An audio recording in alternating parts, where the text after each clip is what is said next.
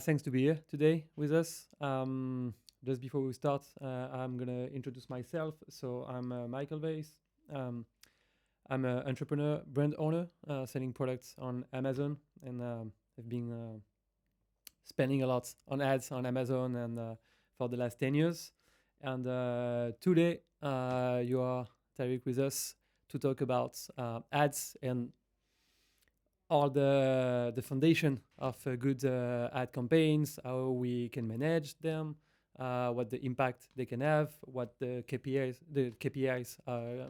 we're gonna use. So, but just before we dig into the topic, can you introduce yourself? Yeah, thanks, Michael. I'm Tariq, co-founder of M19. So I have a machine learning engineering background. We founded M19 7 years ago.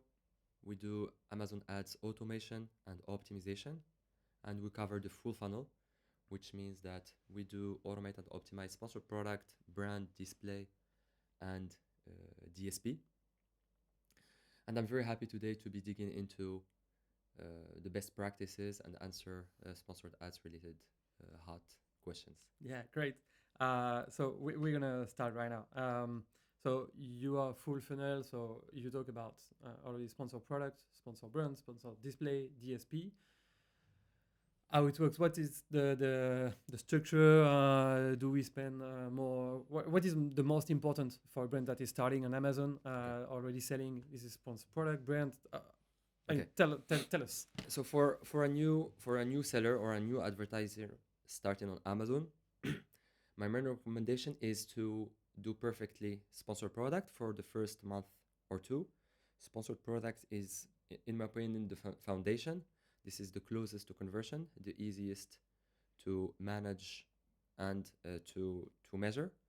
So for a new advertiser starting with sponsored product, after a couple of months, based on the size, we should start considering sponsored brand for driving a bit more awareness, going into other placements that are not only search, for example, the video placement, etc. Then later, when we are spending around 4 or 5K a month in sponsored product and brand, we start considering the higher funnel format, sponsored display, and maybe DSP later. But my recommendation is for a new advertiser just to focus for the first month or two on sponsored product. Okay, and when we do the switch, when we add the sponsor brands, what could be the ratio between sponsor products, sponsor brands? So the average ratio I'm seeing is around 70% sponsored product, 30% sponsored brand. I don't recommend this ratio to be like this from day one.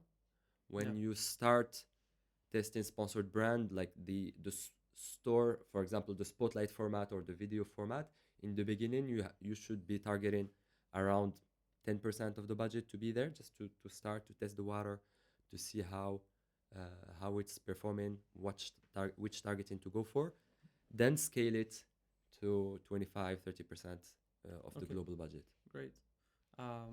Okay, so we can go on with. What about you for your brand? For the brands, what is the mix for your own brand?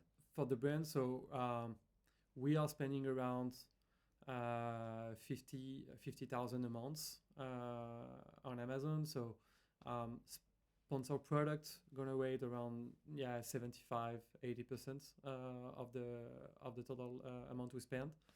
Then sponsor brands, and we're gonna be 15%, and the rest is on display and DSP, which is pretty new to us actually. We started a few months ago, so we are still new to it. Yeah. Okay. So yeah, we do agree that sponsor product is the foundation of everything. Can you explain a little bit how it works between different targeting, and I mean can be a bit complex when you don't know it with exact match roads. So the best way to look at it is there are mainly two families of sponsored product campaigns. There is the family where you are targeting keywords like search term results, Yeah. like the search term result page where you have your own product displayed on a search intent, and you have the other family that is product targeting. Usually, when you product target a product or an ASIN, you want to have your product shown on the product detail page. So you have these two families. Usually, the majority is on the search result page. This is what you need to aim for, which means that this, I don't know, the 70% of the budget that is going to search through keyword targeting. This can be done through mainly two type of campaigns. You have the auto campaign, where you don't need to specify which keywords you want to go for. You just choose a budget and a bid, and we can go later how to do that. And like exact or manual targeting campaign, where you explicit which keywords you want to go for example. So whether you say to Amazon, okay, this is a product I want to target some keywords, but do it yourself, or you do it on your own. It Yes. means you already have searched the keywords that you want to rank for or stuff like that, and you put it manually. Exactly. Okay. In my opinion, for if you start advertising on Amazon, you should start with an auto campaign. When starting with an auto campaign, you can leave it run for a week or two, then connect on the advertising console, and you have all the details of all the search term that you got impression on and sales, sponsored sales for. Yeah. So when you have this new information and data from these reports, you are able to assess what are the good converting search term for your product, and from there you extract and you take out the search term and use them as exact or phrase targeting in new campaigns that you create in parallel to the auto campaign. So the foundational structure for a sponsored product campaign is an auto campaign that is running for exploration. As soon as you see a search term that is generating impressions and sales, you take it out. Yeah. And you have it in exact or phrase targeting in a manual campaign. Okay. Can you explain the difference between exact or phrase? Yes. So the exact is, if I target red shoes in exact, I will get only search term people writing red shoes. When I target it in phrase, if I target red shoes in phrase, I can get all the search term that contain in the same order red shoes. For example, red shoes for women, running red shoes. So all these search intent and search terms will be captured in the phrase red shoes. Okay. In other words, red shoes, like phrase, is a wider matching type than the exact, that is exactly what there in the keyword that will be matched to the search term, what the user is typing. Okay. And what do you recommend? So again, if you are starting the ads, at the beginning only auto, then auto with phrase. Okay. Then when you are confident enough about running your own campaigns, then you can do exact. Okay. Okay, sounds good. This is also something we do. We do a lot of phrase actually, but sometimes because for one of our keywords, for example, phrase, we're gonna have, I don't know, maybe 30 keywords within the phrase, but one is super heavy. Okay, it's gonna take 80% of all the volumes. So this one we take out and put it in exact. Okay. This is how we do it. So I was curious to have your. One important thing to keep in mind is there is maintenance over time, and then the more keywords you have in exact or phrase, the more stuff you need to babysit and to monitor, because whenever you extract a keyword, you need to have a dedicated bid for it, and there is a decision to be taken or making for this bid. The less you have, the better it will be. And the less messy it will be in the future. So this is why I'm always recommending start simple, keep it simple as much as possible, because there will be maintenance after if you make a complex structure in place. So this is why I recommend as much as possible more phrase than exact. Okay, so this is when you bid on keywords, but you can also do it on products, right? Exactly. How does it work? Um, Bidding on product is an is another type of targeting. It's tricky because while you are bidding on products, in reality you don't only show up on a product page. You might end up showing on the result page.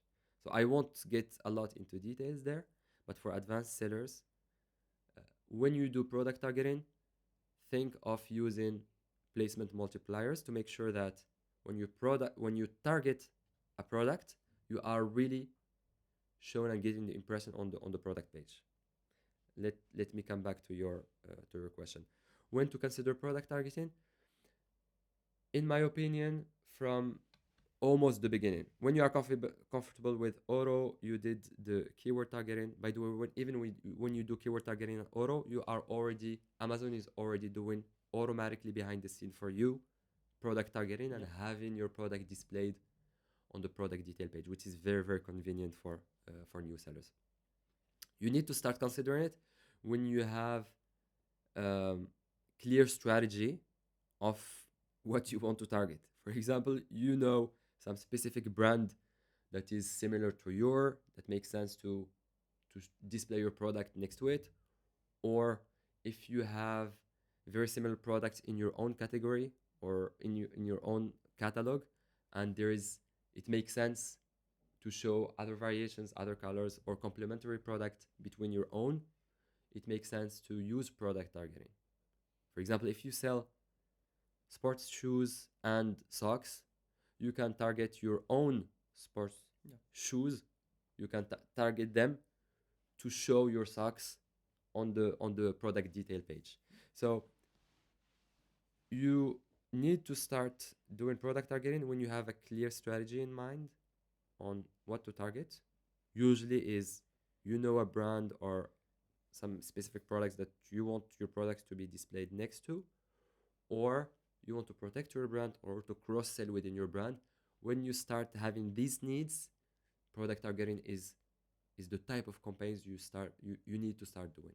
And keep in mind that Amazon is already doing it on your behalf uh, through auto campaign and through keyword targeting campaigns. Yeah, but this is something we also do, obviously on what we call the brand defense. So we're gonna target our own products, whether it's a variation, new color, or new price points, or just to take the space, obviously.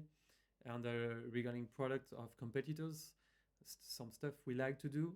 So we can target high-end premium brands that are selling good product, but that could be very expensive. So we can be a good alternative for people looking for something, for a product. And something I like to try. It doesn't work all the time, but I like to target all the products answering the same needs as we do, but that those products who have a bad grades. Reviews. So bad reviews. Yeah. So all the product below, I don't know, we have an average rating of 4.3 or 4.4 on our product. All the product below 4, we're gonna target them. And it doesn't work all the time, but it's quite interesting to do. This is something quite fun to test. Yeah, and the other point I wanted to add is that so we do target product, but still keywords are where we spend the most, obviously. Okay, and so whether it's keywords or auto campaign or product or whatever, we need to bid. Yes. We need to bid. So how does it work? What do we need to do regarding bids in the console? Bidding is a very complex topic. Yeah. And hopefully keep it simple. And hopefully like the good thing is that Amazon is providing a lot of support there. So the main auto campaign is already automating a lot of of the bidding, because when you set a bid at auto campaign, you don't need to set it at targeting level because you don't have the targeting. And when you create these type of campaigns, either even the manual ones, Amazon is suggesting the bids, a range of bid to go for that reflects kind of the competition you have on your niche. So my recommendation is to follow Amazon recommendations, because if you don't follow, for example, if you don't bid at least the minimum of the recommended bid, you won't get the impression. So you need to be Okay. at least bidding the minimum. When you are starting, go with the minimum or slightly higher than the minimum, and then you can be increasing based on a return on ad spend or whatever KPI you look at. If you see that the campaign is performing well. So the initial bidding is just go with Amazon recommendation. Which recommendation? I would suggest to start with the lower bound of the recommended bid from Amazon, and also choose the dynamic down only bid strategy. You have different bid strategies that you can choose in the campaign settings. Yeah. I don't know now what exactly is the default, but if I'm not mistaken, it's the down only. So don't keep this one. The fixed bid, it's not good. Don't do the fixed bid strategy. And the up and down, um, you can do it, but it's a pretty aggressive strategy. If you are starting, just go with Okay. it's more conservative, and you can. I would rather increase the bid myself and use dynamic bids down only than use the up and down Okay. dynamic So we bid. take the lower bound, we bid down only, and we should be okay. And if we need to, if we want more impression, if the profitability is very good, we can increase. Yeah. Okay, day after day. Okay. And the frequencies, you shouldn't be doing that every day, or Yeah, this is what I was about to ask. Do we need to, can we increase, I don't know, by 5 or 10% every 3 days, 4 days? yeah. Is there a rule or Yes, guidelines? yes. Yeah, the guideline is you need to give it some time. Yeah. You need, why? Because you need to have some data to decide on. Usually, uh, leaving it run one day is not enough. You won't get enough impressions and clicks to assess, is it good or not? Is my level of bidding good or not? So my recommendation is do it once a week, unless there's a lot of traffic and the account is big and spending a lot. Of course, if you see that it's spiking and it's spending hundreds or thousand on a campaign, of course you change it to the same day. But usually when you start and it's not spiking, once a week is enough. And the steps shouldn't be brutal. Okay. So do like 20 to 30% relative change to the bid. For example, if you start at €1, you can increase to 1.1 or 1.3, or decrease to 80 cents. Yeah, and the other thing, most of them are forgetting that on Amazon, you can have like big change from one day to another in terms of performance. I see that with my brand, with a lot of brands, that okay, on Saturday you can do 1,000, and on Sunday you're gonna do 150, and on the Monday it's gonna go down to 800. So there is a huge variability on the turnover and the performance. So this is why also I don't really like to change every day. And plus we don't have, I mean, we have a lot of other things to do, like developing the brand, the company and product and stuff like that. So don't be like the nerd guy optimizing the beats like every 2 hours. I don't like that neither. One other thing, even the PPC manager, who like their job is to manage the ads, they don't do it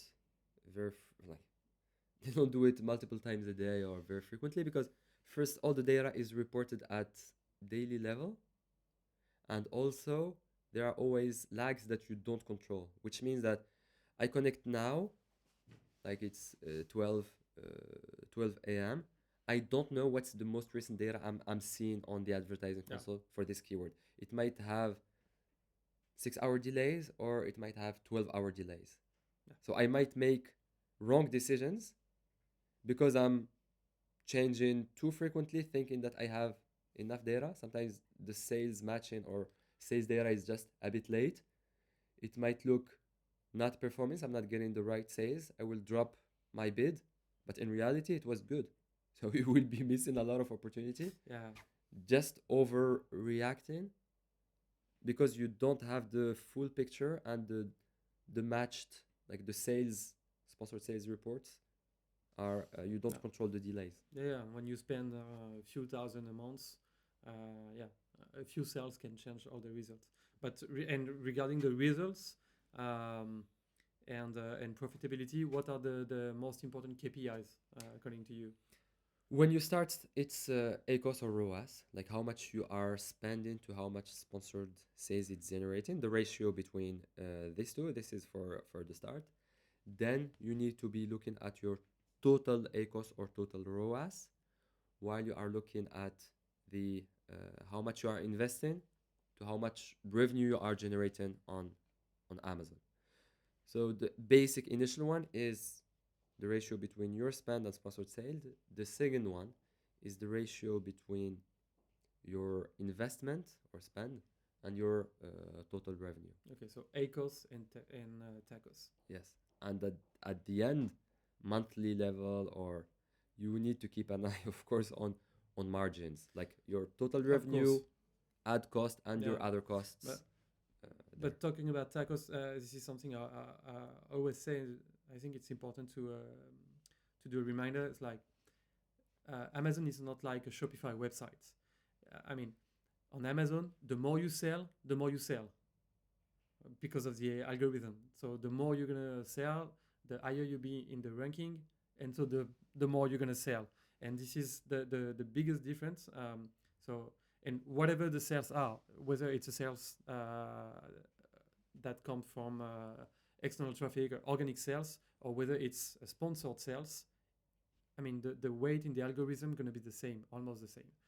Let's keep it simple. So this is why the tacos is something very important also to follow, because you can have like a huge difference between ACOS and tacos. In France, for example, on my brand, we have from time to depending on the period of the year, but we could have like a 20% difference. We can have an ACOS of 30 and a tacos of 10. Okay. Because the brand. So which means out of your global revenue on Amazon, you are allocating 10% of this revenue to sponsored ads. So this is why I think to make the difference and explain again, ACOS and TACOS is something very important. And obviously, at the end of the day, you need to talk about margin, and you will take into account the stock. I mean, everything, COGS, stock, and all that. That's criteria, obviously. Okay, so we covered the first part. I just wanted to make a link between profitability and ads and the keyword targeting, because a lot of we hear a lot of story where the issue is not getting impression, clicks, and sales, but is more we are spending on keywords that are not good for me, or that don't perform well, or okay, so yeah, a lot of experts say, yeah, you need to spend a lot of time blacklisting keywords, making the exclusion, stuff like that. What's your view on this topic? Mm-hmm.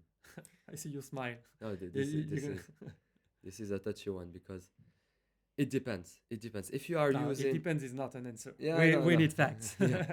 If you are managing manually yourself on the advertising console, yes, you need to follow what these people are saying, and you need to be blacklisting what's supposed to be bad keyword or wasted ad spend or whatever. Define the metric the way you want. Either spending a lot and no sales, or I'm having a lot of clicks with no sales or whatever. you come up with whatever makes sense rule and apply it to blacklist. This if you do manually. If you are using a system that is doing machine learning and stats and changing the bids every day based on accurate data computation. By accurate data computation, it means finding the best bid possible for each keyword for each product based on conversion rate. In this case, no. This system you don't need to blacklist because they are taking care of it. Whenever a keyword is bleeding or not performing, these systems are dropping the bids down. And usually when the keyword is really bad, it is dropping the keyword down enough to stop getting any impressions. So if you are doing manually, come with whatever rule that makes sense to define what is a bad keyword and go you use it as a blacklist or a negative exact keyword. If you are using a system that is mainly like machine learning, a goal-based system, you don't do that. You don't need all the automation tool. Okay. Yeah. And the next question is maybe it's the last one, right? Yeah. Okay. Maybe the most important is okay.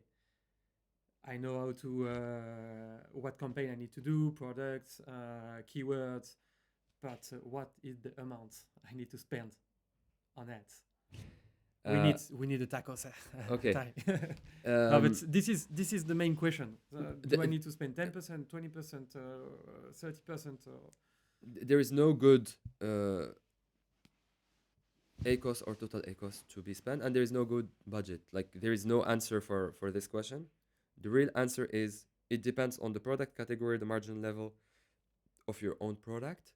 But what I can say is you shouldn't be thinking of an absolute number of ACOS because even within the same brand, the target ACOS differs from when you start, when the product is new, you need to aim for a break-even ACOS target that will lead to a break-even tacos that will lead to a break-even, like almost no margin, zero. You are not just winning money. So even this number, the target ACOS is evolving in time based on the product life cycle. What I can say is you should aim for a strategy where you are uncapped in budget because you think as long as I'm profitable, as long as I have a healthy ACOS target or total ACOS, I don't need to be capping my campaigns, and I never want my campaigns to be running out of budget. The worst thing you can have on your account is having campaign running out of budget before the end of the day. It's like being out of stock for a product. It's like having exactly that. Yeah, being out of stock. Because when you have that, it means that you are missing more profitable sales that will be happening at the end of the day. The easy fix for it, and let me finish with this quick tip. The easy fix for it, whenever a campaign is running out of budget before the end of the day, if the campaign is performing good on whatever KPI you have in mind, increase the budget so as the next day it won't run out of budget. If you are not satisfied with the performance, whatever CTR, CR, ACOS, whatever, drop the bids and keep the budget. Simple. Out of budget, it's either you need to increase the budget and don't touch the bid, or don't touch the budget and decrease the bids. Perfect. Thanks a lot for all those knowledge you share with us. Do you have last word to say about ads and how we should start and last piece of advice? So my last advice is keep it simple. Keep it simple. It's not worth the complication. As I said in the beginning, you can run a full account with one auto campaign and one manual campaign next to it with the right targeting. Just keep it simple. Thanks a lot, Tyler. You're welcome.